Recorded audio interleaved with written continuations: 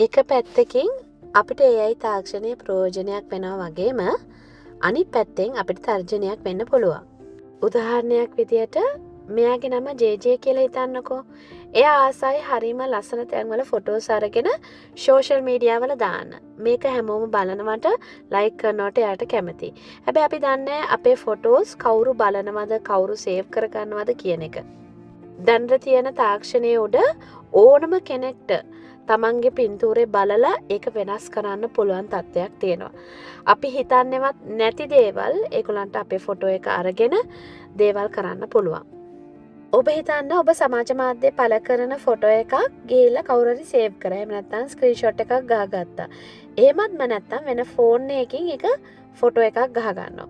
ඊට පස්සේ ඒගොල්ලන්ට පුළුවන් ඒ ෆොටෝ එක AI තාක්ෂණයේ තියෙන ඇප් එකකට දාලා ඒගොල්ලන් ඕන දෙයක් මේකට ඩිස්ක්‍රයිබ් කරන්න කියලා කිව්වහම AI එකෙන් ඒක හදලා අපිට ක්‍රියේට් කරලා දෙනවා.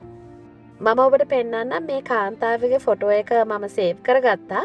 සේව් කරගත්තට පස්සේ මම ඩිස්ක්‍රයිබ් කරනවා මේ කාන්තාවව පිරිමි කෙනෙක් හක් කරන විදිහට.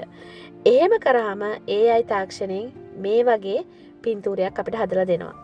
මේ වගේ කාලෙක අපේ ෆොටෝස් සෝෂල් මීඩියා වල දැමීමෙන් අපි පරිස්සම් විය යුතුයි. ඉතින් මේක ඔබගේ තීරණයක්.